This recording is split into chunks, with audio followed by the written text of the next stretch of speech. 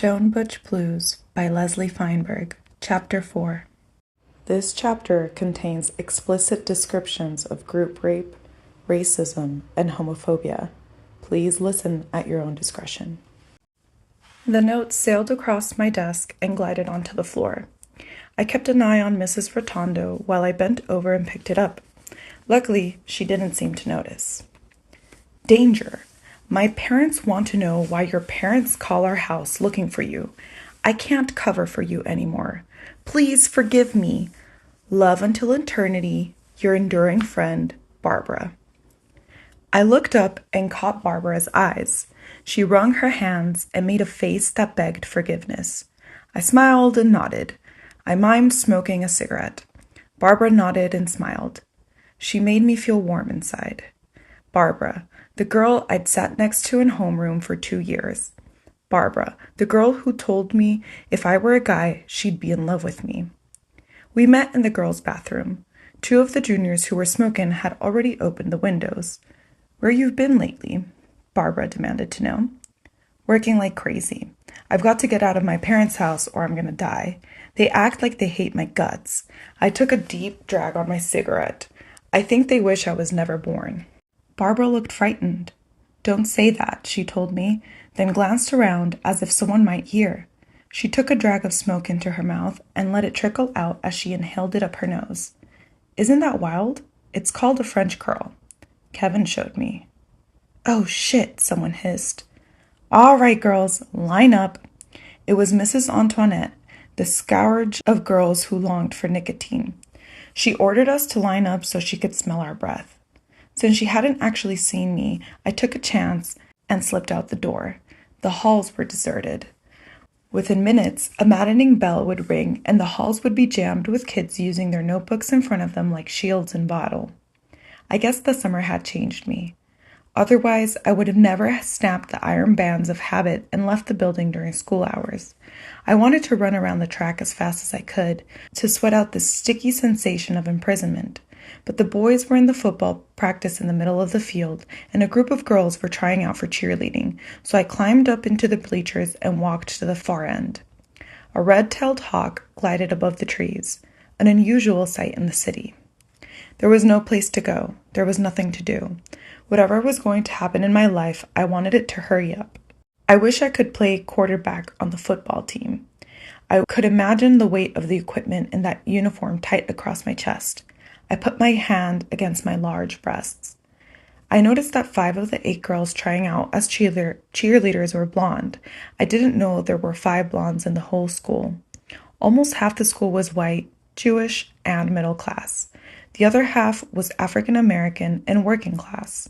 My family was Jewish and working class. I fell into a lonely social abyss. The few friends I had in the school were from families who worked to make ends meet. I watched the cheerleaders leave the field. They looked over their shoulders to see if the boys noticed. Football practice ended. Some of the white boys stayed on the field. One of them, Bobby, nodded toward me with his head. I got up to leave. Where you going, Jess? He mocked me, then headed down towards me. Several boys followed him. I started to hurry across the bleachers. Where you going, Leslie? Jezzy. They followed me as I rushed to get away. He indicated for one of the boys to climb to the bleachers in front of me. He and the other boys came directly at me. I leaped over the bleachers and ran onto the field. Bobby tackled me. I hit the dirt hard. It all mushroomed so quickly, I couldn't make it stop. What's the matter, Jess? Don't you like us? Bobby was pushing his hand up under my dress between my legs. I punched and kicked, but he and the other boys pinned me down. I saw you watching us. Come on. You want it, don't you, Jezzy? I bit the hand nearest my mouth. Ouch, shit, fuck. The boys yelled and backhanded me across my face. I could taste my own blood. The expressions on their faces scared me. These were not kids anymore. I punched Bobby's chest as hard as I could. I must have hit his equipment because I skinned my knuckles and Bobby just laughed. He pressed his forearm against my throat. One of the boys stepped on my ankle with his cleats. I struggled and cursed them. They laughed as though this were a game. Bobby unlaced his uniform pants and jammed his penis into my vagina. The pain traveled up to my belly, scaring the hell out of me. It felt like something ripped deep inside me. I counted the attackers. There were 6. The one I was angriest at was Bill Turley. Everyone knew he tried out for the team because the kids teased him about being a sissy. He scuffed the grass with his cleats and waited for his turn. Part of the nightmare was that it all seemed so matter-of-fact. I couldn't make it stop, I couldn't escape it, so I pretended it wasn't happening. I looked at the sky, at how pale and placid it was. I imagined it was the ocean and the clouds were white-capped waves. Another boy was huffing and puffing on top of me. I recognized him. Jeffrey Darling, an arrogant bully. Jeffrey grabbed my hair and yanked it back so hard I gasped. He wanted me to pay attention to the rape. He fucked me harder.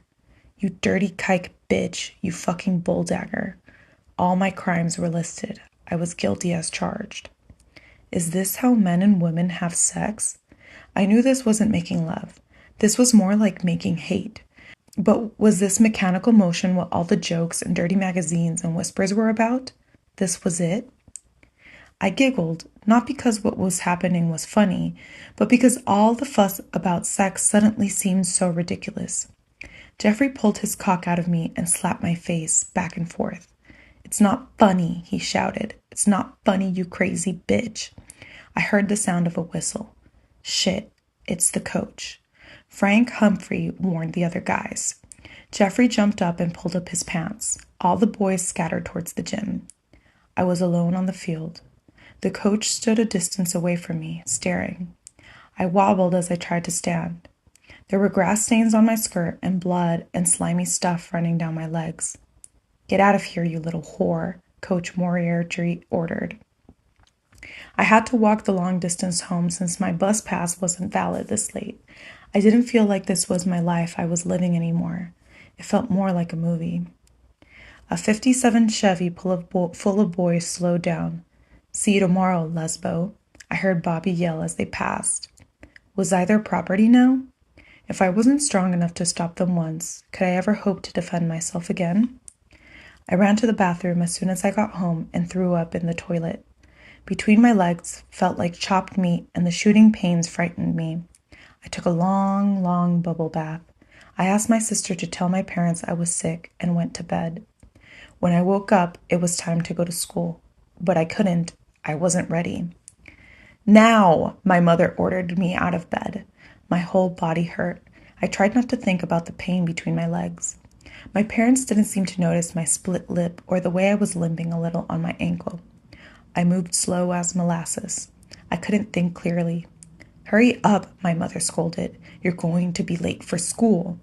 I purposely missed my bus so I could walk to school. At least if I was late, I wouldn't have to face the kids before the bell rang. I forgot everything as I walked. The wind whispered in the trees. Dogs barked and birds chirped.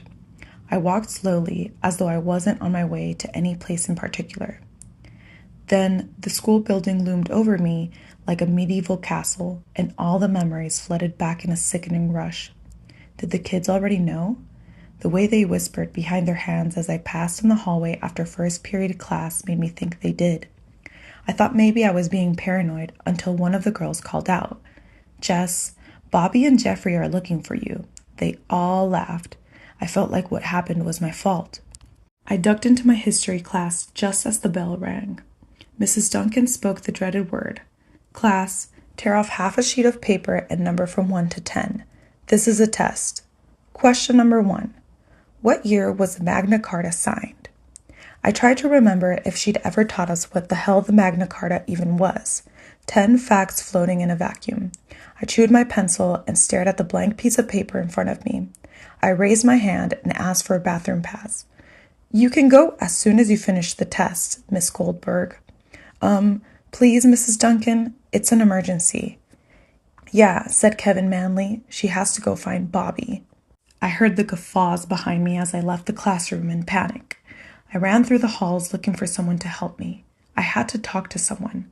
I ran upstairs to the cafeteria looking for my friend Carla from gym class. When the bell rang, I saw Carla and the crush of kids going in and out of the double doors. "Carla," I yelled, "I have to talk to you." "What's up?" "I've got to talk to you." We made our way to the lunch line. What are they serving today? Carla asked me. Can you see? Drek on rice and shit on a shingle. Yum, same as yesterday. And the day before. It was such a relief to laugh with her. We got our trays and winced as the school dietitian dumped a glob of something on each of our plates. We picked up cartons of milk and paid for our lunches. Can we talk? I asked her. Sure, she said. How about after lunch? Why not now? Carla looked at me blankly. Can I sit with you? I pressed. She continued to stare at me. Girl, have you gone out of your cotton-picking mind? I looked confused. There's a seating arrangement here, or haven't you noticed? The moment she said it, I realized it was true. I looked around the lunchroom like I'd never really seen it before. The cafeteria was absolutely right down the middle, segregated. Get the picture, honey. Where you been? Can I sit with you anyway? Carla tilted her head back and narrowed her eyes at me. It's a free country, she said as she turned on her heel and walked away. Hello, white girl. You new in town? Darnell teased as he moved over to let me sit down next to Carla. I laughed. There was no other sound in the huge room. You could have heard a pin drop. My stomach tightened, and the food on my plate looked more disgusting than usual. Carla, I sat down next to her. I really need to talk to you. Really bad. Uh-oh, someone whispered at our table. Mrs. Benson was racing toward our table. Young lady, what are you doing? I took a deep breath. I'm eating lunch, Mrs. Benson. Everyone at the table tried to stifle giggles, but when milk sprayed out of Darnell's nose, well, it just couldn't be controlled. Come with me, young lady, Mrs. Benson told me. Why? I wanted to know. I didn't do anything. She stormed away. That was easy, Darnell said. Too easy, Carla answered. Carla, I really need to talk to you, I told her. Uh-oh, Darryl said. Here comes Jim Crow. Actually, his name was Moriarty. The coach was headed right for me. I was waiting for him to say something to me, but he didn't. He grabbed me by the arms, digging his fingers into my flesh. Moriarty half dragged me to the door of the cafeteria. You little slut, he whispered. I'll take care of this, coach. Miss Moore, the assistant principal, intervened. She put her arm around me and led me out into the hall. Child, she said, you are in a whole lot of trouble. What the hell were you doing? Nothing, Miss Moore. I didn't do anything. I was just trying to talk to Carla. She smiled at me. Sometimes you don't have to do anything wrong to be in hot water. All of my panic and fear welled up in my eyes. I wanted so badly to open up to Miss Moore. Honey, it's not all that bad, she reassured me. I couldn't speak. Are you okay, Jess? Are you in trouble? She looked at my swollen lip. No one else had noticed. Do you want to talk, Jess? I did want to talk, but my mouth wouldn't move. Here's the other troublemaker, Moriarty said. He had Carla in his grip. Miss Moore pulled Carla close to her. I'll take care of this, coach. You go back to being lunch monitor. He looked at her with open hatred. I could see what a racist he was. Come on, girls, Miss Moore put her arm around each of us. I'll explain to the principal that you didn't mean any harm. Carla and I leaned forward and looked at each other. I'm sorry, I told her. I didn't mean any harm. Miss Moore stopped walking. You girls didn't do anything wrong. You came up against an unspoken rule that needs changing. I just want you both to survive it. When the principal, Mr. Donato, finally called me into his office, Miss Moore asked if she could come in too.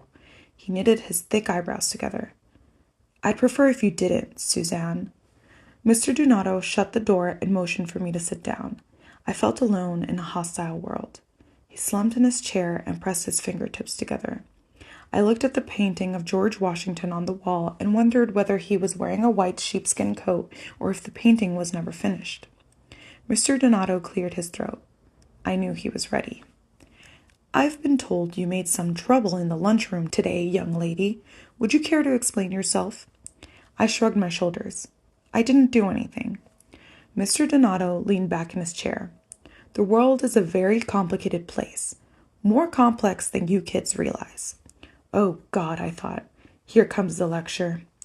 In some schools, there are fights between the colored children and the white students. Did you know that? I shook my head. I'm proud that we have good relations between the races at the school. That's not been easy since the school district changed. We want to keep things calm. Do you understand? I don't know why I can't eat lunch with my friends. We're not fighting. Mr. Donato's jaw clenched. The cafeteria is the way it is because the students are most comfortable with the arrangement. Well, I'm not. I wondered who was controlling my mouth. Mr. Donato slammed his palm on the desk. Miss Moore opened the door. Can I be of help, sir? Get out and shut the door, he shouted at her. He turned back to me and took a deep breath. I want you to understand that what we want is good relations between the students. Then why can't I eat lunch with my friends? Mr. Donato came over to me and leaned so close I could feel his breath on my face. Young lady, you listen to me and you listen to me good. I'm trying to hold this school together and I'll be damned if I'm going to let a little troublemaker like you undo all my hard work. Do you understand me? I blinked as little bits of spit hit my face. You are suspended for 1 week. Suspended for what? I wanted to quit anyway, I told him. He smirked. You can't quit until you're 16. I can't quit, but you can suspend me? That's right, young lady. Miss Moore, Mr. Donato yelled. This student has been suspended. See that she leaves the building immediately. Miss Moore was standing outside the door. She smiled at me and put her hand on my shoulder. You okay? She asked. Sure, I said. This will blow over, she assured me. I made a pleading face. Let me just see Mrs. Noble and Miss Candy, please.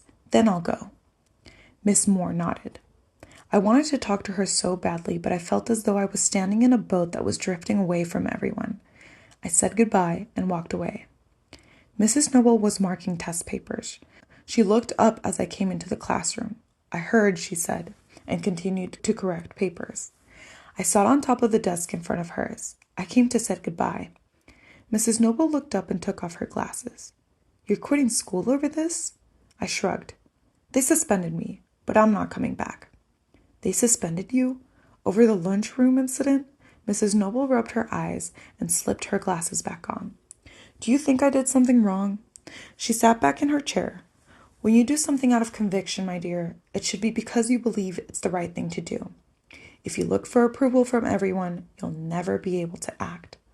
I felt criticized. I'm not asking everybody. I was asking you, I sulked. Mrs. Noble shook her head. Just think about coming back. You must go to college. I shrugged. I'm never going to finish high school. I'm going into the factories. You need skills, even to be a laborer. I shrugged. I can't afford a college. That's one thing. My parents aren't going to spend a dime on me or co-sign a loan either. She ran her hands through her hair. I noticed for the first time how gray it was. What do you want to do with your life? She asked me. I thought about it. I want a good job, a union job. I'd really like to get into the steel plant, or Chevy. I guess it wasn't fair of me to want you to want more. Like what? I said, angry that I was now a disappointment to her, too. I could see you becoming a great American poet, or a fiery labor leader, or discovering the cure for cancer. She took off her glasses and wiped them with a Kleenex. I wanted you to help change the world. I laughed. She had no idea how powerless I really was. I can't change anything, I told her. I toyed with telling her what had happened on the football field, but I just couldn't find the words to begin. Do you know what it takes to change the world, Jess? I shook my head. You have to figure out what you really believe in, and then find other people who feel the same way. The only thing you have to do alone is to decide what's important to you. I nodded and slid off the desk. I'd better be going, Mrs. Noble, before they send a posse to eject me from the school grounds. She stood up and took my face in her hand. She kissed me on the forehead. For some reason, it made me think about how it felt in jail with Al and Mona, about moments when you're being torn away from people you love and you feel real close to them. Come back and visit, Mrs. Noble said. Sure, I lied. I headed toward the gym to say goodbye to Miss Candy. Miss Johnson stopped me in the hallway. Where's your hall pass, young lady? I don't need one anymore. I'm suspended. I sounded cheerful. Only hours before, I had felt imprisoned in these halls. Now that I was leaving, the school felt smaller. I wandered through the corridors like an alumna. I could hear the off-key strains of John Philip's salsa coming from the auditorium. I had forgotten there was an assembly last period. I guessed I didn't need to go. As the bell rang, doors flew open and students flowed into the corridors. I waited for the crowd to thin out before I tried to struggle upstream to the gym. There was no one in the girls' room when I got there. I took my sneakers and shorts out of my locker and put them on. I started playing on the monkey ropes, climbing up one and then across the others. When I shinnied down, I felt so pent up I was afraid I'd explode. I ran around the indoor track until I almost dropped. As I stopped, I saw Miss Candy looking at me. She had come back to the gym office for something and saw me running. "How long have you been watching me?" She shrugged. "I heard you've been suspended." "Do you think I did something wrong, Miss Candy?" Even as I said it, I remembered what Mrs. Noble explained about needing approval. "I just don't believe in rocking the boat. That's all," she said, looking away. "Wow," I sighed in disappointment. "Well, Miss Candy, I just came to say goodbye." I walked past the auto shop. That's the class I wanted. Instead, they had me making popovers with lemon sauce in cooking class. How did Mrs. Noble think I could ever change this world by making popovers? Over the main entrance to the school, the world's Optima Futura were carved into stone. The best is yet to be. I hoped that was true. "Hey," Darnell yelled from the second-floor detention room. "Way to go," I waved to him. "Meet us later," he yelled. A teacher pulled him inside and shut the window. "Jess," I heard Carla call my name. "Jess, wait up." "They suspended me," I told her. "Me too," she said, "for 2 weeks." 2 weeks? They only suspended me for 1. "I'm quitting, though." Carla whistled through her teeth. "Shit, are you sure about that?" I nodded. "I can't take it anymore." "Jess," Carla said, "with all the shit that went down, I forgot to ask you what's up. You said you needed to talk." That moment was a turning point in my life. I felt like a dam ready to burst, but I heard myself say, it wasn't that important." Carla looked concerned. "Are you sure?" I nodded, feeling the last brick of the wall go up inside me that might never come down again. "We're going down to Jefferson," Carla said. "Want to come?" I shook my head and hugged her goodbye. I didn't want to face my parents. I knew they wouldn't be home from work yet if I hurried. As soon as I got home, I took 2 pillowcases and stuffed all my pants and shirts into them. I reached deep into my closet and pulled out the backpack that contained the tie and jacket Al and Jacqueline had bought me. The ring. I took it out of my mother's jewelry case and slipped it on my left hand. I hurried, afraid my parents would come home and catch me. I found a piece of paper and a pencil. I was sweating and my hand shook. "Dear Mom and Dad," I wrote. "What you doing?" Rachel asked me. "Shh," I continued to write. "I got kicked out of school. It's not my fault, in case you care. I'm almost 16. I was going to quit anyway. I have a job and money. I'm leaving. Please don't come after me. I don't want to live here anymore." I didn't know where else to write. They could find me at my job if they wanted to, but there was a chance that they'd be as happy to be rid of me as I'd be relieved to be gone. "What you doing?" Rachel asked me again. Her lip trembled. "Shh, don't cry," I told her. I gave her a hug. "I'm running away from home." She shook her head. "You can't," she said. I nodded my head. "I gotta try. I'm going crazy here." "I'll tell," Rachel threatened. I rushed out the door, afraid to be caught by my parents at the last moment. They could use force to bring me back, have me arrested or commit me to an institution. Or they could let me go. It was up to them. I'd learned that. I ran down the street until my lungs ached. When I was blocks away, I leaned up against a lamppost and caught my breath. I felt free to explore what freedom meant. I looked at my watch. It was time to go to work. I was almost 16 years old. I had $37 in my pocket. "You're late," my foreman told me as I punched in. "Sorry," I said, and started the machine up right away. "Damn kid," he told Gloria. She kept her head down until he walked away. Then she looked up and smiled. "Tough day, Jess?" I laughed. "I got kicked out of school and ran away from home." She whistled and shook her head. "I'd take you home with me, but my husband keeps trying to give away the kids we already got." I asked Eddie if I could work a double. "I'll let you know later," he said. At 11 p.m., the work ran out and he sent me home. I tried to sleep sitting up at the bus station, but the cops kept coming by and asking me to show them my ticket. bought a ticket for Niagara Falls, but they woke me every time a bus left for the falls and wanted to know why I wasn't on it. I walked around and ate breakfast and drank coffee, and I walked around some more. At noon, I went to a movie matinee. When I woke up, I was late for work. Eddie warned me not to be late again. "You look like hell," Gloria whispered. "Thanks a lot," I started thinking. "Hey, Gloria, remember when you told me about that bar your brother went to in the falls?" Gloria tensed. "Yeah, so?" "So, does he know of any bars like that here in town?" She shrugged. "It's important, Gloria. Honest to God, I really need to know." Gloria looked nervous. She cleaned her inky hands on her apron as though she wanted to wipe her hands of the whole topic. At lunchtime, she pressed a piece of paper into my hand. "What's this?" The slip of paper had the word ABBA's written on it. "I called my brother. I asked him where he goes. He said he used to go there." I smiled from ear to ear. "Do you know where it is?" "What do I have to do? Drive you there?" "Okay," I put my hands up in surrender. "Just asking." I called information and got the address. After my shift, I washed up in the bathroom and changed into clean clothes. I looked at the ring on my finger. It fit snugly. I pledged to never take it off. Maybe now it was time for the ring to reveal to me the secrets of surviving my own life. I raced downtown to ABBA's and then stood outside, pacing and smoking. I was just as scared to go into this bar as I'd been trying to enter Tifka's. Only this time I was carrying everything I owned in 2 pillowcases.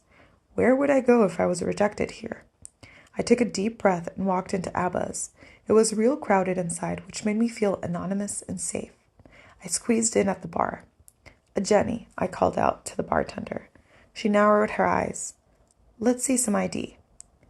"They never asked me at Tifka's," I protested. She shrugged. "So go get a beer at Tifka's," she said, as she walked away. I hit the bar with my fist. "Having a hard day, kid?" one of the butches at the bar asked me. "A hard day?" My laughter sounded shrill. "I got kicked out of school, got no place to live, and I'm going to lose my goddamn job if I can't find a place to sleep so I can be on time." She pursed her lips, nodded, and took a swig of her beer. "You can stay at our place for a while if you want," she said casually. "Are you fucking with me?" I demanded. She shook her head. "You need a place to stay?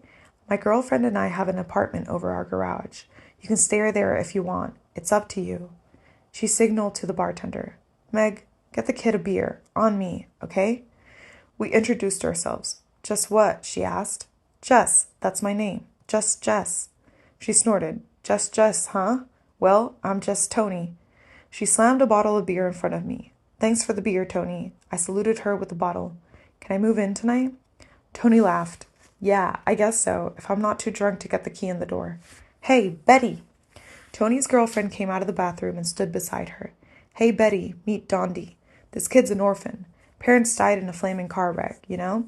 Tony laughed and took a swig of beer. Betty pulled away from Tony. "That's not funny." I intervened. "Tony said you got a place I could stay. I really need a place to sleep. I mean, real bad." Betty looked at Tony, shrugged, and walked away. "It's okay with her," Tony said. "I'm going back to sit with Betty. I'll find you before we leave." I finished my beer and put my head down on the bar. The room was spinning, and I wanted to sleep so badly. Meg wrapped her knuckles on the bar near my head. "You drunk or something?" "No, I'm just working round the clock," I told her. I didn't think she liked me. Then she brought me another beer. I didn't order one. "It's on the house," she said. Go figure. As the crowd started thinning out, I found an empty chair near the noisy bathroom, leaned my head against the wall, and fell asleep. When I awoke, Betty was tugging on my sleeve, telling me it was time to go home. Tony sang "Roll Me Over in the Clover" as Betty tried to get her in the car. I laid down on the back seat and immediately fell asleep again. "Come on, wake up," Betty urged me. We were in their driveway. Betty struggled to prop Tony up against the car. "Don't give me 2 problems to deal with," Betty told me curtly. I got out of the car and helped her get Tony upstairs. "You can sleep on the couch tonight," Betty said. "Who's the kid?" Tony demanded to know. "What's this, your new butch?" "You invited the kid to live in the garage apartment, remember?" Betty snapped. I curled up on the couch and tried to disappear. After a while, Betty came out and threw a blanket over me. "If I could just get some sleep tonight, I'll be out of here," I told her. "It's okay," she said wearily. "Don't worry, it'll be all right." I clung to that little bit of reassurance. Lying there in the dark, I started realizing I was on my own. No more school, no more parents, unless they came after me. I gagged on shame as I recalled what happened to me on the football field. I was afraid I was going to throw up, and I hadn't asked where their bathroom was. I wished this was Al and Jackie's couch. I wanted to wake up in their home. Then I could tell Jacqueline what had happened to me on the football field. Would I have told her? I realized I might not have told Jackie or Al what the boys did to me. I felt too ashamed. I made a vow to myself before I fell asleep. I promised myself I would never wear a dress again, and I'd never let anyone rape me ever again, no matter what. As I turned out, I could only keep one of those promises.